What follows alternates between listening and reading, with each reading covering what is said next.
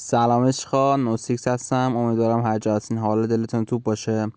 خوش اومدید به این ویدیو جدید. آقا ما برای این ادیت خیلی ساده آن نیاز داریم به برنامه کپکات و نسخه آنلاک شدهش. خیلی راحت برای داشتن این نسخه میتونید داخل گوگل سرچ بکنین دانلود برنامه کپکات نسخه مد شده. خب من اینا رو نمیذارم، یه خورده وقتتون رو میگیره. ببینیم خیلی سریع داخل برنامه کپکات، برنامه سنگینی هستش یه ذره، و پروژه رو انتخاب کنیم. این پروژه خام اومد.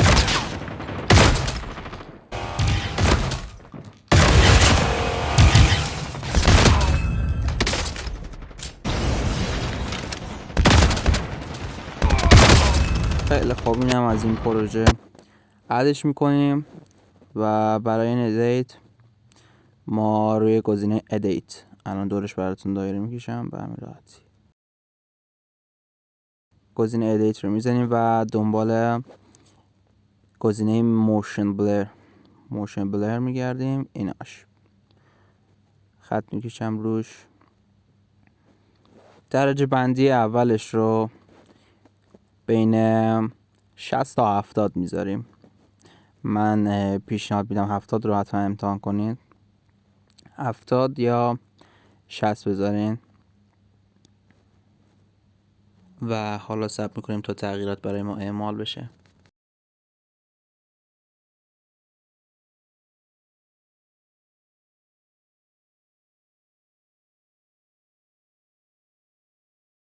خیلی خوب، تغییرات اعمال شد روش و حالا میخوایم ازش خروجی بگیریم. رزولوشنش روی همون 1080 اوکیه. کیفیت بالاتر بذاریم برای آپلود فیلم داخل یوتیوب. خب خود یوتیوب میاره پایینتر کیفیت، پس همون 1080 عالیه. فقط فریم ریت 60 میزنیم و کد ریتش هم میزنیم روی های. حالا میزنیم برای ما خروجی رو بگیره. خیلی راحت. این از خروجی.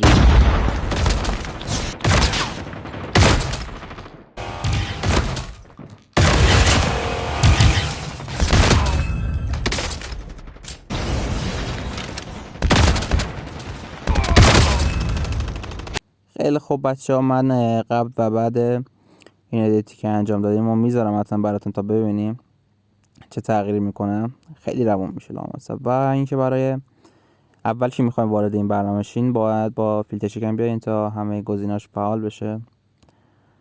و اگه موضوعی سوالی هم بود برای من حتما در میون بذارین.